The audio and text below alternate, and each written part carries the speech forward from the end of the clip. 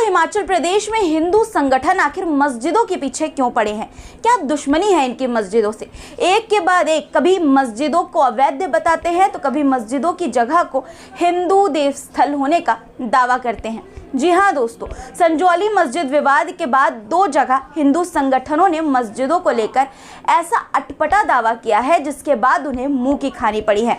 एक मामला कुल्लू में राम की गली में बनी मस्जिद का है और दूसरा मामला मंडी में जेल रोड पर बनी जामा मस्जिद का। एक मस्जिद को तो हिंदू संगठनों ने अवैध बताया और दूसरी मस्जिद की जगह हिंदू देवस्थल होने का दावा किया गया दोस्तों, और दोनों ही जगह ये लोग झूठे साबित हो रहे हैं। दोस्तों, पूरा मामला क्या है, दोनों मामले को विस्तार से आपको बताऊंगी और कैसे ये हिंदू संगठन के लोगों का मस्जिदों को लेकर दावा झूठा साबित हो रहा है, ये भी आपको बताऊंगी। आखिर क्या है इन विवादों की असलियत, इस पर बात करेंगे दोस्तों आज के इस वीडियो में। इसलिए दोस्तों वीडियो को अंत तक देखिएगा। इससे पहले वीडियो में आगे बढ़ूं, आपसे गुजारिश है कि अगर आपने चैनल को सब्सक्राइब नहीं किया है तो ज़रूर से कर लीजिए ताकि आपको इसी तरह की वीडियोस देखने को मिलती रहे। तो चलिए शुरू करते हैं। आदाब, नमस्कार, मेरा नाम है मस्बा खान और आप मुझे द पिलर इंडिया पर देख रहे हैं। सबसे पहले बात करते हैं कुल्लू में राम की गली में बनी मस्जिद पर अब जो हंगामा मचा है उस पर। आखिर क्यों ये हंगामा हो रहा है? दरअसल दोस्तों, हिंदू संगठन के लोग हिमाचल प्रदेश में बनी मस्जिदों को लेकर आए दिन अलग अलग नए दावे कर रहे हैं। संजौली मस्जिद से जो विवाद शुरू हुआ वो अब ये लोग राज्य के अन्य हिस्सों में भी लेकर पहुंच गए हैं।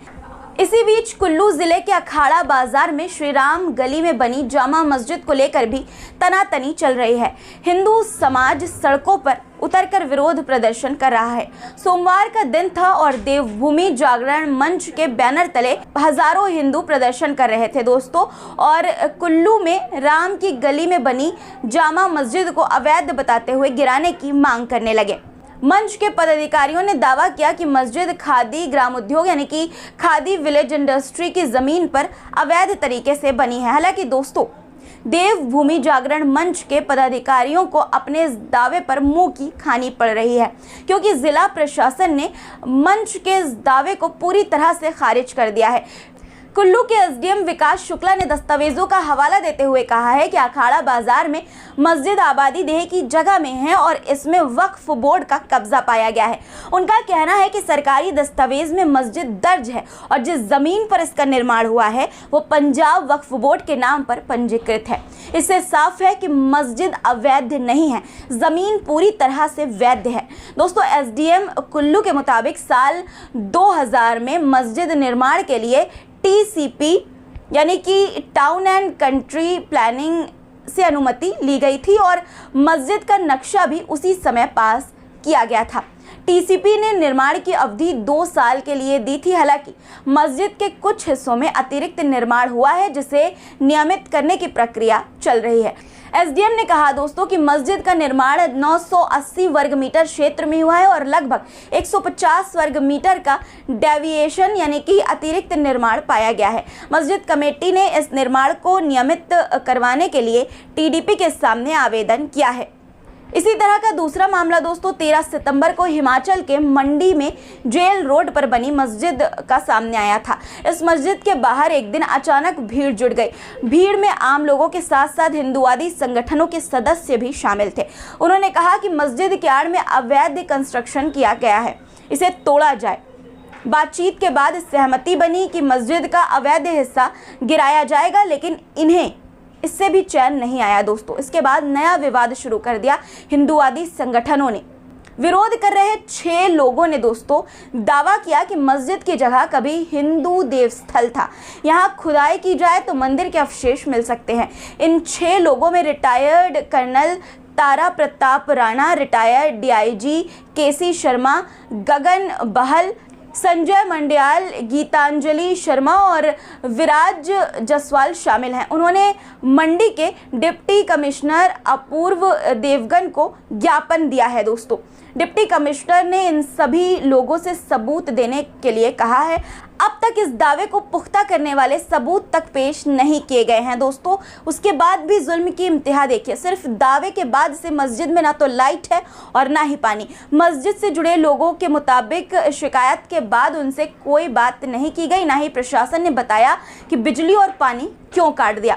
दोस्तों, इस बीच दैनिक भास्कर की एक रिपोर्ट में मस्जिद की जगह मंदिर के दावे को नकार दिया गया है। इतिहासकार और कुछ बुजुर्गों का कहना है कि यहाँ हमेशा से मस्जिद ही थी। रिपोर्ट के मुताबिक 102 साल के एक बुजुर्ग बताते हैं कि उन्होंने हमेशा से यहाँ मस्जिद ही देखी है। मंडी में रहने वाले बीरबल शर्मा 35 साल से जर्नलिज्म कर रहे हैं। उनके पास शहर की 30 साल पुरानी फोटो है दोस्तों।